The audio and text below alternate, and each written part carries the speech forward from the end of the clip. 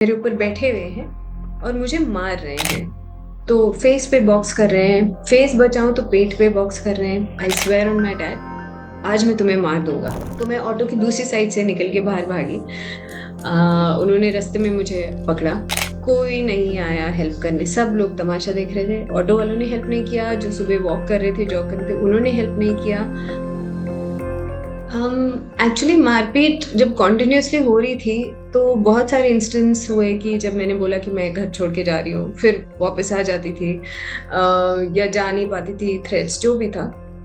उसके बाद new year पे एक बार मुझे मार पीटी और मेरा मन ना वहां से बनने लग गया था कि यार एक बार और अगर मेरे को मार पीटी तो मैं चली जाऊंगी, मैं वापस नहीं आऊंगी। और मैंने उनको बोला भी क्लियरली, एक बार और मुझे मारना नहीं।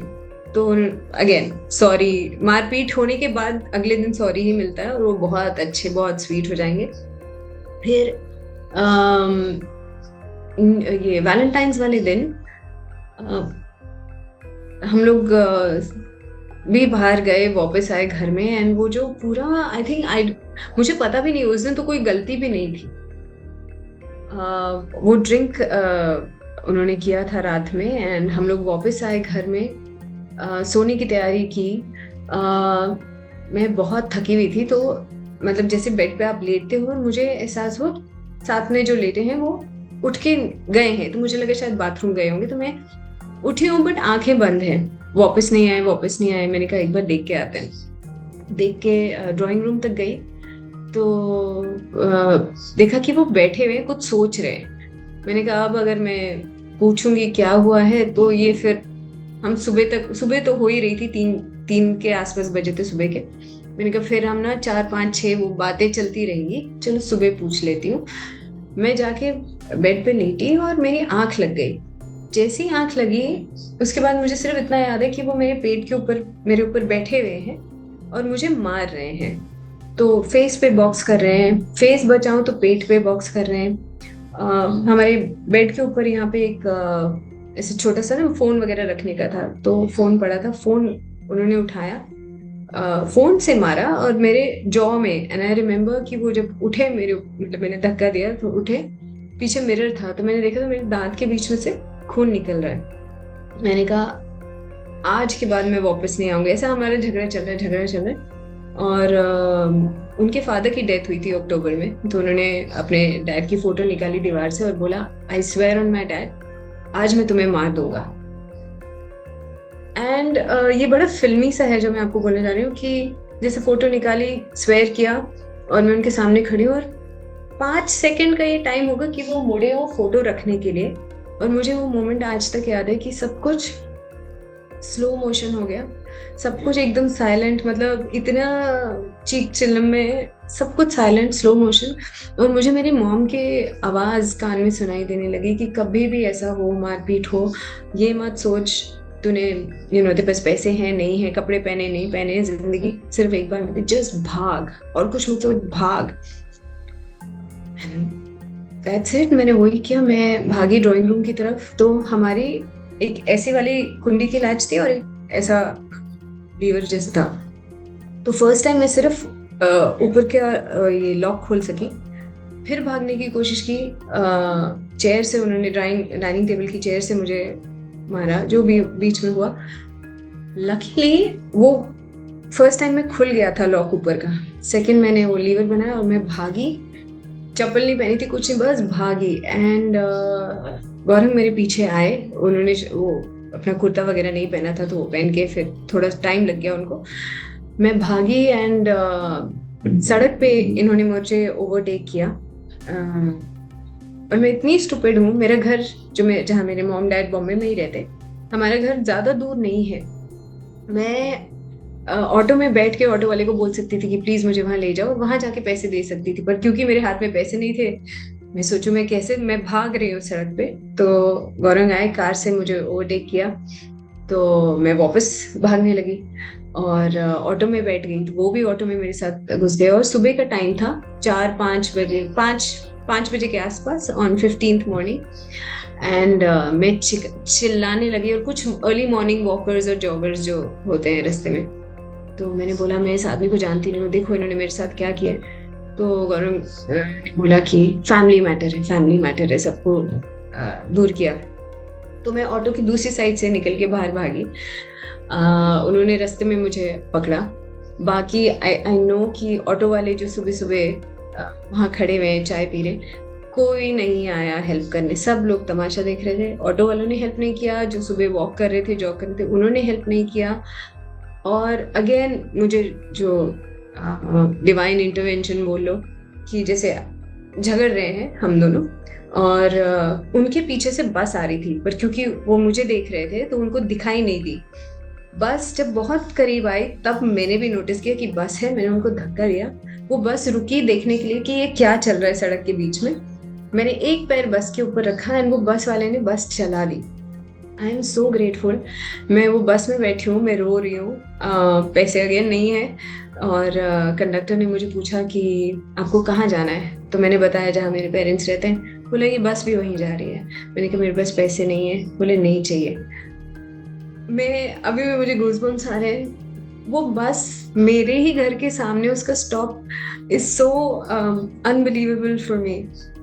और सुबह का टाइम था, मैं घर पहुंची, बेल बजाई और मैंने सिर्फ अपने मॉम ने दरवाज़ा खोला। मैंने सिर्फ इतना बोला, I am sorry, I am sorry, I am sorry, I am sorry. क्योंकि जब आप अकेले बच्चे होते हो ना, आपके पेरेंट्स आपको अगेन चाहते हैं कि आप खुश रहो लाइफ में। जब आप घर छोड़ के जाते हो, करियर छोड़ते हो, उनसे बातचीत आपकी बंद करा दी जाती है। मेरा फ़ोन मुझसे ले लिया गया था, मुझे बात नहीं करने देते थे। कभी लगाया तो लाउड स्पीकर पे कट कर दिया अपने मन पे। और तो मम्मा ने दरवाज़ा खोला और बोला कि देख, तू एक दो बार वापस आई है, फिर तू चली गई है। अगर डिसाइड कर लिया कि आज के बाद नहीं जाएगी, बिकॉज बहुत मार पीट थी फेस पे, तो घर में आ जा, सो जा, हम देख लेंगे। पर अगर फिर वापस जाएगी तो अभी चली जा। क्योंकि वो 1 साल 2 महीना उन्होंने जितनी जो भी वो कर सकते थे मुझे वापस लाने के लिए, उन्होंने ट्राई किया। पुलिस के पास गए, पुलिस ने बोला वो 18 प्लस है, अपनी मर्जी से, और हम जाएंगे, वो बोलेंगे मैं 18 ईयर्स की हूँ, तो 18 ईयर्स प्लस हूँ, तो आई एम एन अडल्ट, मैं अपनी मर्जी से गई, तो हम कुछ नहीं कर पाएंगे। एंड आई एम ब्लेस्ड कि मेरे पेरेंट्स ने मुझे वापस भी लिया। नहीं तो बहुत सारी लड़कियां होती हैं जिनकी शादियां हो जाती हैं, डोमेस्टिक वायलेंस सहती रहती है, माँ बाप बोलते हैं भाई तुम्हारी शादी कर दी, तुम वापस मत आओ, तुम हमारे सर से तो हमने बोझ उठा दिया। तो बहुत ब्लेस्ड हूँ। और again God be very kind, क्योंकि वहां से निकलने के बाद, क्योंकि मेरा, जैसे मैंने कहा कि मेरा सारा सामान वहाँ रह गया था, मेरे पास कुछ भी नहीं था, पहनने के लिए कपड़े नए खरीदने पड़े, सब कुछ नया खरीदना, पासपोर्ट, ड्राइविंग, सब कुछ नया बना। उससे भी ज्यादा था कि जब स्कार्स हील हो गए, क्योंकि थ्रेट्स आ रहे थे, क्योंकि रात को ब्लैंक कॉल्स, ये सब चल ही रहा था। जब हम पुलिस स्टेशन गए, मेरे पापा आर्मी से रिटायर हुए हैं, तो पापा ने बोला कि अगेन 15th की बात है, हम पुलिस स्टेशन गए, हमें सुबह से शाम तक वहाँ बिठाया गया। कंप्लेन नहीं लिखी, एफआईआर तो दूर की बात है, एनसी भी नहीं लिख रहे थे। बोले मेरे बॉयफ्रेंड को फ़ोन किया, हंसी मजाक चल रहा है, बोले ये मैडम आई है यहाँ कंप्लेन लिखने, वो बोल रहे हैं मैं तो शॉपिंग कर रहा हूँ, क्या प्रॉब्लम है उनको। एंड मेरे पापा ने अपना आर्मी का कार्ड दिखाया, बोला मैं इस कंट्री के लिए फाइट किया है, कारगिल में लड़ा हूँ, मेरे बेटी की एक एनसी लिख लीजिए आप। कंप्लेनों में नहीं लिखा। शाम में जाके, क्योंकि हम वहां से जा नहीं रहे थे, तब एक पेपर पे लिख के दिया। और अगले दिन हम लोग कमिश्नर के पास गए, उनको बताया, फिर जाके प्रॉपर एफआईआर लिखी गई। तो मेरी एफआईआर भी एक दिन लेट इसलिए नहीं है क्योंकि मैं पुलिस स्टेशन पहुंची नहीं, क्योंकि मेरी कंप्लेन लिखी नहीं गई। तो और even after that, I think इतने साल, आज हम 23 में, मेरा केस शुरू ही नहीं हुआ है, क्योंकि कंप्लेनेंट आता ही नहीं है, वो दुबई चला गया है और उनके अगेंस्ट बहुत सारे केसेस है, पर वो यहाँ कंट्री में नहीं है। तो पुलिस मुझे दूसरे केसेस में फ़ोन करके बोलती है उनका एड्रेस है क्या, फ़ोन नंबर है क्या। एंड लंबा स्ट्रगल इसलिए भी रहा क्योंकि उस टाइम, उसके बाद काम मिलना बंद हो गया। क्योंकि जब आपका नाम फ्लोरा है, मैं ये भी नहीं बोल सकती अरे मेरा नाम जैसे श्वेता है या कुछ है तो किसी और का नाम है, वो तो मैं नहीं हूँ, ये पॉसिबिलिटी नहीं थी क्योंकि फ्लोरा बड़ा अलग से। तो लोगों ने बोला नहीं आपका ना बैगेज है, हम आपको काम नहीं दे सकते। जबकि मेरी कोई गलती भी नहीं थी, बट सबको लगता था कि इसको लेंगे तो प्रॉब्लम्स होंगी, लीगल केस है, अ, वो सब। पर मैंने सिर्फ इतना किया कि मैं ऑडिशंस देती रही, मेरे पास वही था। क्योंकि स्कूल के बाद से काम करने लगी थी, तो ऐसा भी नहीं कि एजुकेशन क्वालिफिकेशन बहुत ज़्यादा है कि जॉब कर सकूं।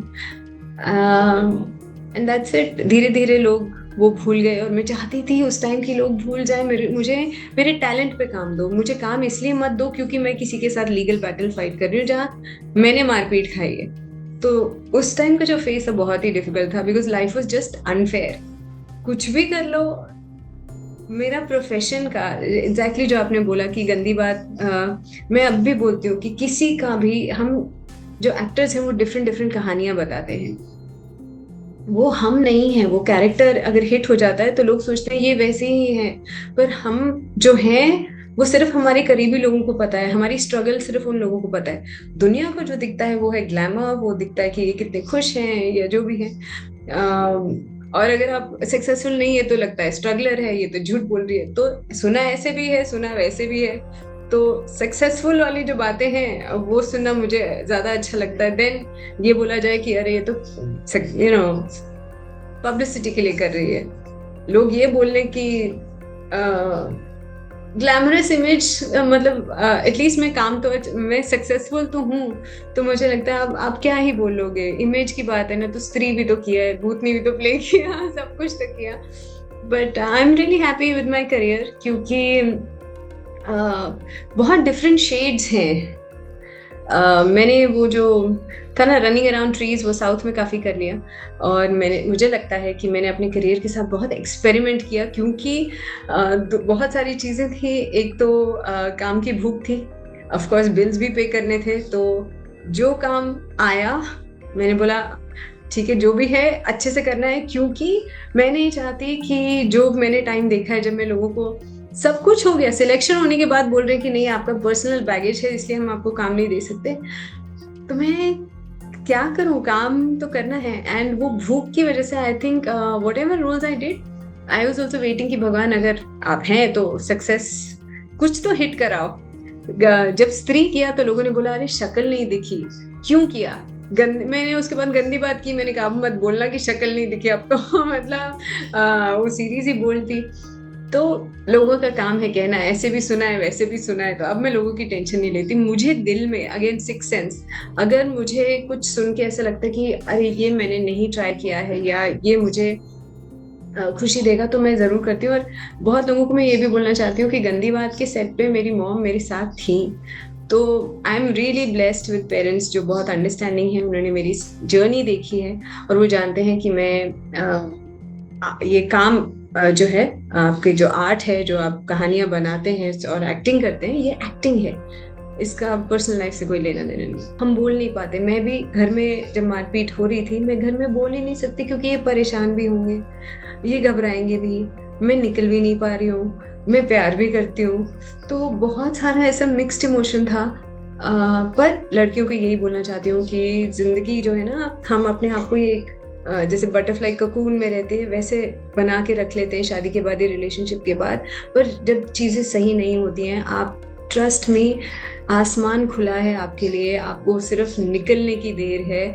और जब सर पे पड़ती है ना तो सब कुछ अच्छा होता है। और हमारी लाइफ की जो स्टोरी है वो लिखी गई है। ये जो कठिनाई आई है ये ऐसी नहीं, एवी नहीं दे दी है हमें, ये इसका कोई मकसद है। शायद यहाँ से हमने सीख के बाहर निकलना है स्ट्रॉन्गर, एंड लाइफ में और अपग्रेड जो है ना हमारा इसके बाद होगा। यही हमें फायर देता है कि हम और अच्छा करें, पर वहां से निकलना जरूरी है। जैसे श्रद्धा वालकर का मैं बोलूँ, अगर वो निकल जाती तो आज जिंदा होती, शायद उसको कोई और अच्छा मिलता, जिंदगी में कहाँ पहुंचती।